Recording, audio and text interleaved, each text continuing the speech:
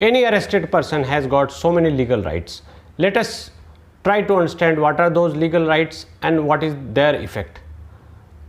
The first legal right is that he has a right to know why he is being arrested. That means the grounds of his arrest are to be disclosed. This is mandated under Article 22 of the Indian Constitution. This is also mandated and specified under Section 50 of the CRPC. So the first right is that when police arrests you, police is bound to disclose you. You can ask why I am being arrested. Then the police can disclose that there is a FIR or there is a complaint, so we are arresting. And this has to be shown on records, because in the police proceedings, in court proceedings, nothing oral is there and it has got no evidence. The second legal right of the arrested person is that his arrest should be intimated to his friend or relative.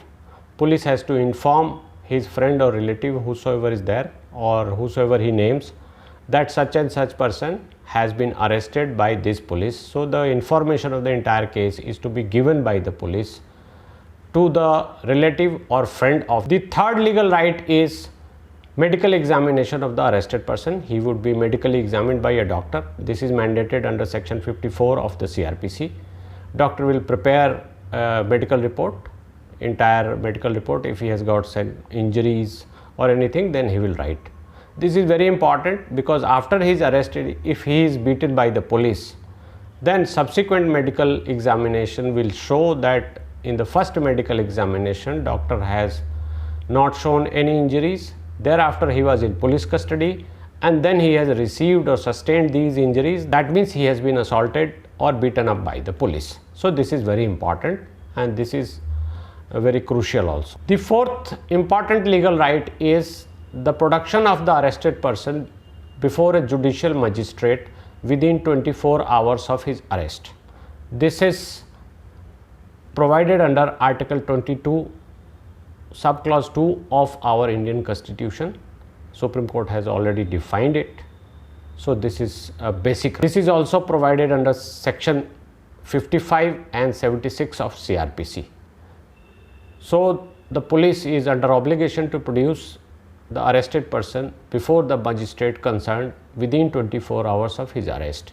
If he has been arrested outside that area, then the time taken in traveling needs to be deducted. The legal right of the arrested person is that he has a right to file bail under Section 50 subclause 2 of CRPC. If he has been arrested under a bailable section, police will release him. He has to only furnish a surety as directed by the police. If he has been arrested in a non-bailable offence, then he can file a bail application before the court. Even the police or the court cannot stop him from filing the bail application. This is another point, whether he gets the bail or the court considers his application or not, that's altogether different. But so far as the right of filing the bail before the court is concerned, he can file. The sixth legal right of the arrested person is to claim a fair trial, fair and public trial. This is in accordance with Article 14 of our Constitution, which says that all are equal before law. So any arrested person can claim that he needs a fair and an open public trial, and in fact it is done. The seventh legal right of an arrested person or an accused person is to consult a lawyer.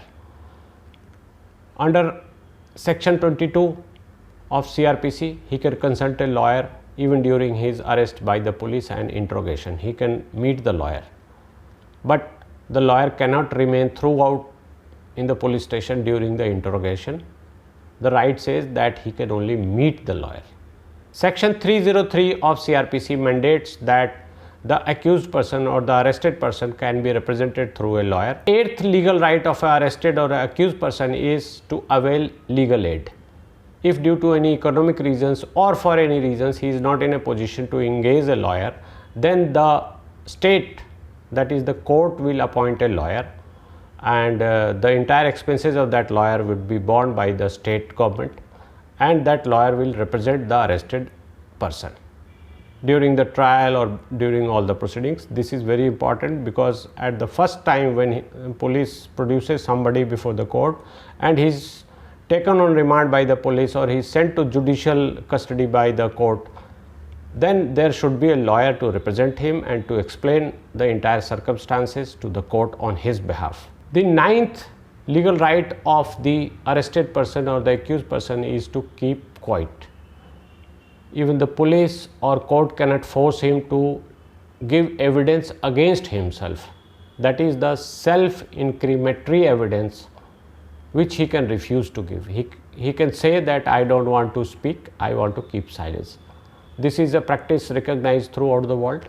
So this is also followed in India, and your statement given during the police custody is also not treated valid. If the police has extracted any statement from the arrested person in custody, that has got no legal meaning and no court entertains that. That means he has a right to keep quiet. 10th legal right is to disclose his defense during the trial. The accused person or the arrested person can disclose his defense and take all those issues before the court during the trial. He cannot be stopped from doing. He can take any plea and he can demolish the case framed by the police or the prosecution against him. He can make an independent defense.